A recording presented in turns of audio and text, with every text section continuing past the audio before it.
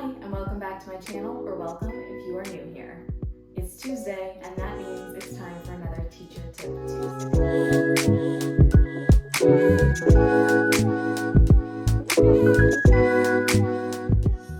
If you're not familiar with my channel, every Tuesday I bring to you a teacher tip to try to make your life a little bit easier, and I strive to do so in no more than 5 to 10 minutes. Today's topic is maintaining positivity in your daily teacher life. I have 5 tips for you to maintain that positivity. Tip number 1, subscribe to the website Inspiring Quotes. When you do so, you'll receive an inspiring quote in your email every single day. This is something you can really decide how much time you invest in. I know for myself, on days where I'm really busy, I might only take 10 seconds or less to read the daily quote and then move on with my day. If I really like the daily quote, I screenshot it and I store it in my phone in a folder where I have inspiring quotes that I enjoy. And if it's a day where I have some additional time, there is more information to consume in the email.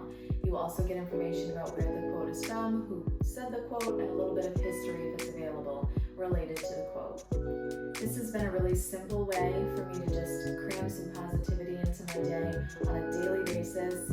It's super fast so that I can fit it into my busy, hectic schedule, and I really appreciate just having that little bit of positivity sprinkled in.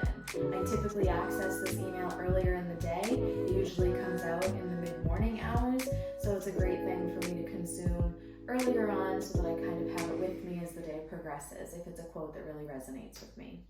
Tip number 2, get in the habit of writing down a simple joy in every single day.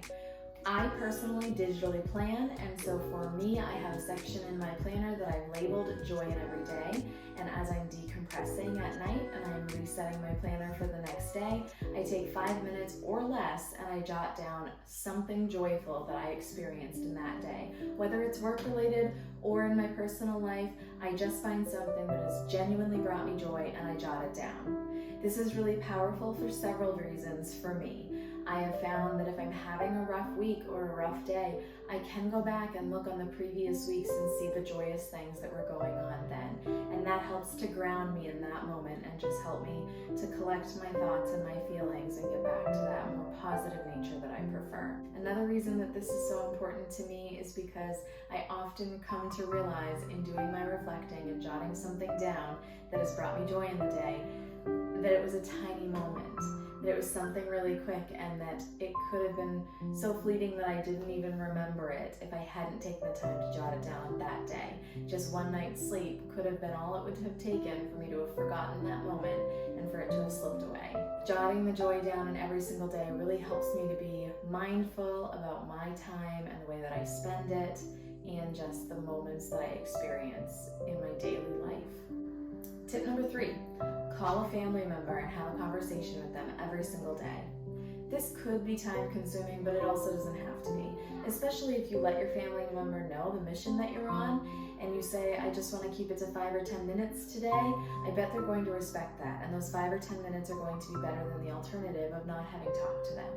The majority of us have family members who we feel like don't live close enough and that we don't get to see in person as often as we'd like.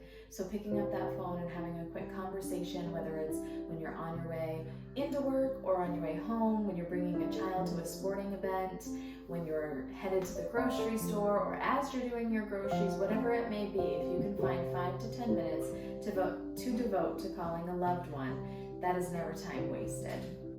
Tip number 4, pick and choose the news and media that you consume.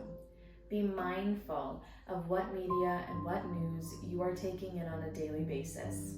If you notice that after you've watched the morning news, you're not in the best mood most of the time, maybe you adjust that. Maybe you don't watch the morning news anymore.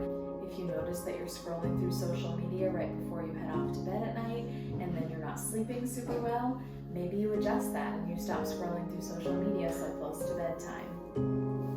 Being mindful of the media that we are consuming is really important, especially as we're settling down and preparing for sleep. The news and the media that we consume does impact us, and it's important to acknowledge that and then adjust it if adjustments are warranted. Today's final tip, tip number 5, know your limits and be okay voicing them to others. This does mean that at times you're going to say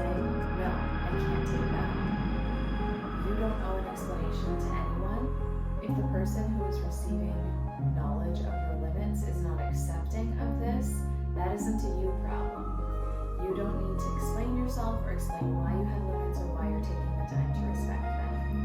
If the person is someone that you have a valued relationship with, then it could be really beneficial to invest the time and effort into explaining yourself.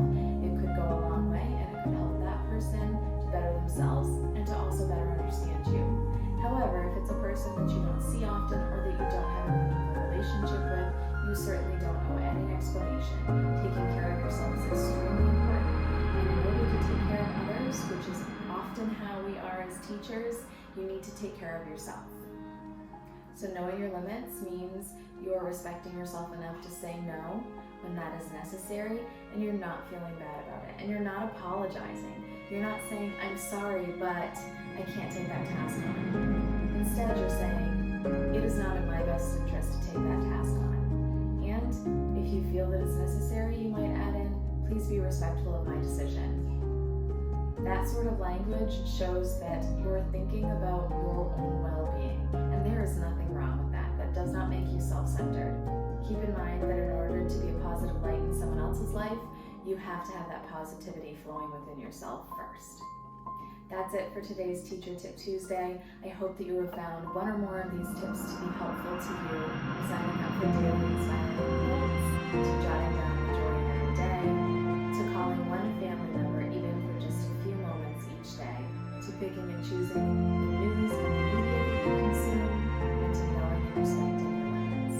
This video has been full of different tips that have been really beneficial to me in my own life. I do all of these things on a consistent basis.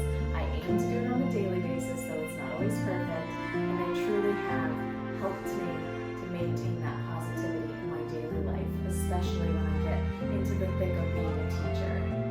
Keep in mind that these tips may resonate with you and they may not, and that's okay. If only one of these tips works for you, or two of these tips work for you, take those tips, try them out, and make your days more positive. There are plenty of other places where tips are offered and where you can find some additional ideas that might meet your personal needs better so that you can create a menu of options that really work for you and your lifestyle. Thank you so much for joining me on today's Teacher Tip Tuesday. I hope that you're having a wonderful day wherever you are, and I can't wait to see you in the next one. Bye!